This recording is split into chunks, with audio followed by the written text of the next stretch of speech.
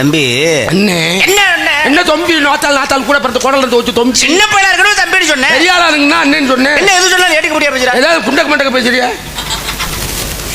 அட நாராயணா நாராயணா. ரூபாய்க்கு 16 அது என்னையா 16? அது என்னையா நாராயணா?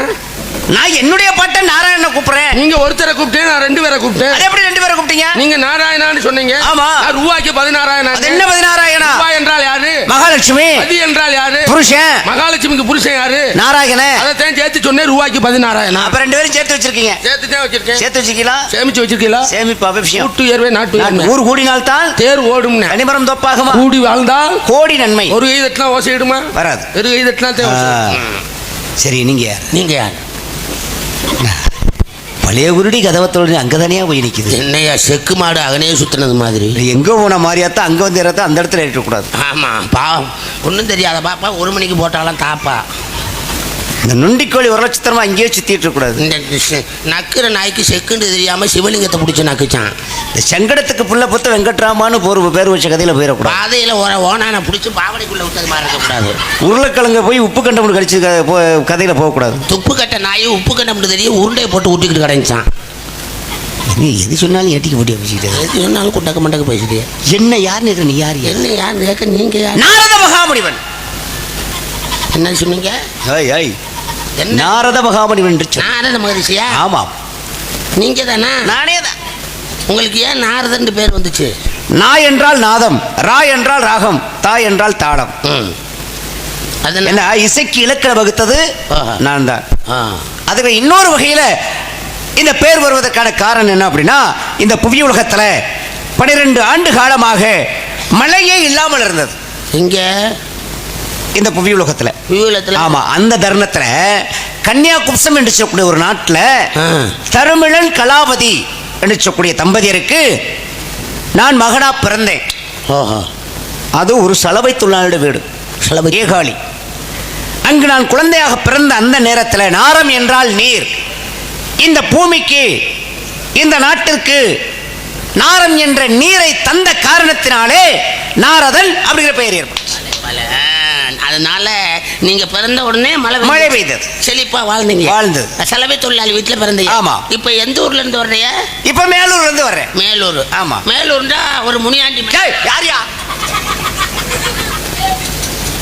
முனியாண்டி மகன் இல்ல, முனியாண்டிக்கு மருமகன். முனியாண்டி மருமகன். ஓ, முனியாண்டி மகளை கட்டியிருக்கிய?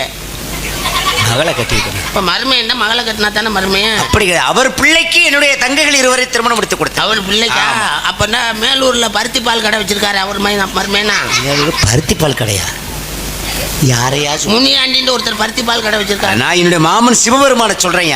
சிவபெருமான? அவர் தான் ஜடாமுடியோடு இருக்கின்றார். அப்ப நீ ஆதியும் மந்தமும் வாசியா? ஆமா. மேலவத்தை சுருக்கி மேலூர் சொன்னேன்.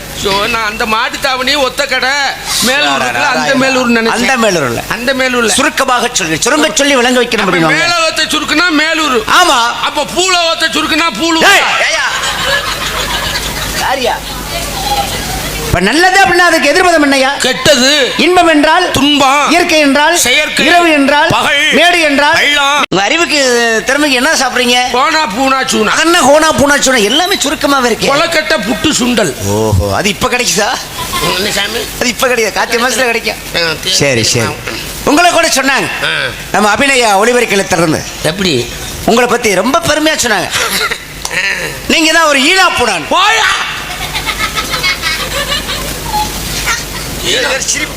சிரிக்கிறதா? ஈழா பூனாவும்டா. அட தமிழர் மண்டையா.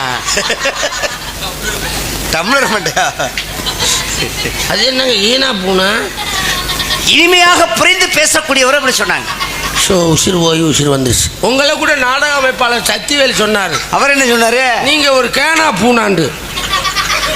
அட நாராயணா, அதனே கேனா பூனா?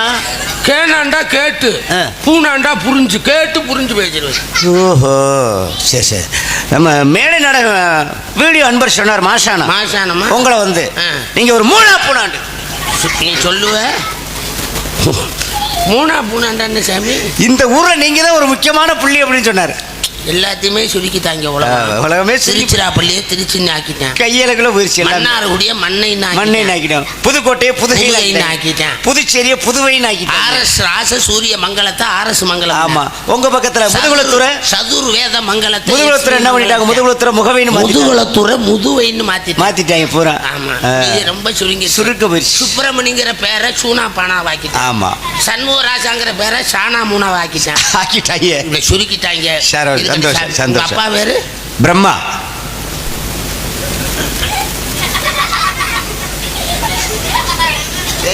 அவர் ஹரிச்சந்திராவில் சத்தியர்த்தி ஓடுவாரியா? அவன் பிறவி பையன். உங்க அப்பா நல்லா இருக்காரா? நல்லா இருக்காரியா? அத்தை தங்கமான குணமியா. அதாடி நத்த வருவாரு. நத்தம் எங்கப்பா சிவியன் தான் சாப்பிடுவாரு. எங்கப்பா இதை நான் நம்பணும். என்ன நம்பித்தான் ஆகணும். உங்க அப்பா செல் நம்பரே நான் வச்சிருக்கேன். 99 431 40 992. யாரையா சொல்ற நீ? உங்க அப்பா மாட்டுத்தாவணி வருவாரு. அம்மா மெஸ்ல ஐர மீன் வாங்கி கொடுப்பேன். நாராயணா எங்க அப்பா மாட்டுத்தாவணிக்கு வந்து ஐர மீன் சாப்பிட தை 1ஆம் தேதி வந்துருவாரு. திண்டுக்கல் மாவட்டம். யாரையா சொல்ற? மதுரை மாவட்டம். எங்க ராமநாதபுரம் மாவட்டம்ல உங்க அப்பா. அவர் எதுக்கு இங்க வராரு? கருது இருக்கிற மிஷின் கொண்டு வராரியா? கருது இருக்கிற மிஷின் கொண்டாடுறாரா? யாரையா சொல்ற? எங்க அப்பா படைப்பு கடவுள்யா. கடவுள் தான். பரமன் தானே. பரமனா? பிரம்மா சிருஷ்டிகர்த்தா. இந்த வண்டி நான்முகன் சதுர்முகன் பரமன் ஓட்டுருச்சு அவர். அது நீங்க பூலோகத்தில் உள்ள ஆளா இருக்குமியா. இப்ப உங்க அப்பாவுக்கு என்ன? சிருஷ்டிகர்த்தா. ஆமா. படைக்கிற வேலை. எதை படைக்கிறாரு? 4 வகை யோனி 7 வகை தோட்டம் 84 லட்சம் சீவராசிகள். 4 வகை யோனியா அண்டசம் பிஷம் ஆனிஷம் சுராயுஷம். எங்க வீட்டுல எங்க அப்பா படைச்சது யாரு? எங்க அப்பா தான். எங்க அம்மா படைச்சது அதுவும் எங்க அப்பா தான். அப்ப என்ன படைச்சது? எங்க அப்பா தாயா. இப்ப எங்க அப்பா நத்தம் சந்தைக்கு வந்துட்டானா? சிரிப்பா சிரிக்கிறாயா. அதாவது உமது தாயின் வயிற்றில் எமது தந்தை ஒரு பிண்டத்தை பிடித்து போட உம்முடைய தந்தை தண்டத்துக்கு உழைக்க இப்பரத கண்டத்திலே முண்டமா பிறந்த முண்டம். பிறக்கும் போதும் முண்டம், இடையே இறந்து சுடுகாட்டுக்கு போகும்போதும் முண்டம், இடையில வாழ்ந்து என்னத்தை தேங்கண்டா. கடைசியில் குளிக்கல போய் இறக்கும்போது என்ன செய்வாங்க? அருணா கேரோட மாற்றிக்கிட்டு விட்டுருவாங்க. இதுலேயும் பெண்களாக இருந்தாங்கன்னு வருவேன். கையில் ஏதாவது தடை இருக்கா, காலில் மிஞ்சி இருக்கா, காதில் கம்மல் இருக்கா, மூக்கில் மூக்கத்து இருக்கான்னு பார்ப்பேன். அப்படி இருந்துச்சுன்னு வச்சுக்கே உருவி பார்ப்பேன். வரலையே அறுத்து போட்டு அம்மனமாக போட்டு அமைக்கிடுவாங்க. இப்போ உலகம் விஞ்ஞான உலகமாகி விட்டது அப்படின்னு உள்ள தள்ளிட்டு அந்த பக்கம் வாங்கினா பிடி சாம்பதான். அதுவும் அவன் சாம்பலா இல்லை அடுத்தவன் சாம்பலான்னு தெரியாது. எவன் சாம்பலே கொடுப்பேன், அதைத்தான் நம்ம வாங்கிட்டு வரணும். அதுலேயும் பாருங்கள் 2 கிலோவில் தான் வருமா. நான் என்ன கேட்டேன்? கிலோ கணக்கில் போய்கிட்டு சொல்கிறேன் கேளியா. என்னையா சொல்கிற? அந்த சாம்பல் இப்போ ஒரு மனிதன் வந்து 70 கிலோ 80 கிலோட இருக்கட்டும், அந்த வெளியே வரும்போது அந்த சாம்பல் எவ்வளோ வரும் தெரியுமா? ஆமாம், எல்லாத்தையும் உருக்கி எடுத்து அவ்வளோதான் தேடுறேன். 2 கிலோ தான் சாம்பல். அதாவது ஊருக்கு தெரிவு செய்யறது உங்கப்பா. ஒருத்தருக்கு தெரியாம நடுவில் சோழி பார்த்து போறது எங்கப்பா. சோழி பார்த்தாலே நடுவில் தான் சொல்லி புரியலன்னு வச்சுங்களேன். இப்போ உங்களுடைய தாய் வந்து ஒரு விவசாயம் செய்யக்கூடிய நிலம் மாதிரி, நிலம் பூமி மாதிரி, அந்த நிலத்துல உழுது தண்ணி பாய்ச்சறது உங்கப்பா. அங்க விதைய ஆழமா பதிக்கிறதே எங்கப்பா.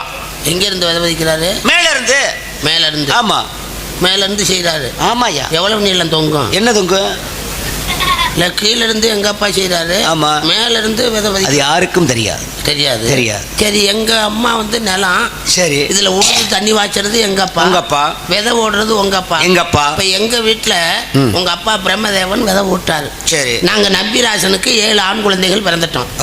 ஒவ்வொரு குடும்பங்கள்ல கணவன் மனைவி திருமணம் ஆகி 40-50 வருஷமா குழந்தை இல்லாம இருக்காங்கல்ல, அங்க என்ன உங்க அப்பாவுக்கு டவர் கிடைக்கலையா?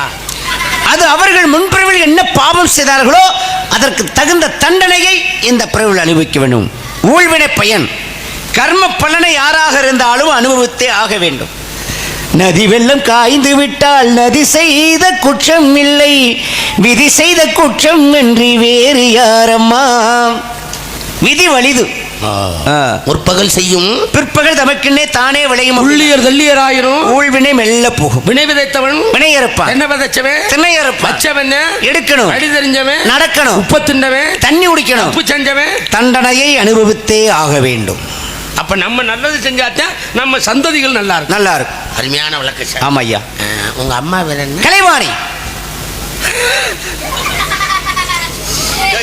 எதுக்கா பண்ணிச்சிருக்கிற? களவாணி மகன். நீ கலைவாணி நாமகள் சரஸ்வதி இசைச்செல்வி தமிழ்ச்செல்வி கலையரசியை தெரியுமா? நல்ல குடும்பத்துல வந்துட்டு களவாணி மயங்கிறீ. கலையரசியை தெரியுமாயா? கலையரசின்னா தமிழ் செல்வியா? ஆமா. சரஸ்வதி. ஆமா. அட சரஸ்வதி மயனா? ஆமாயா.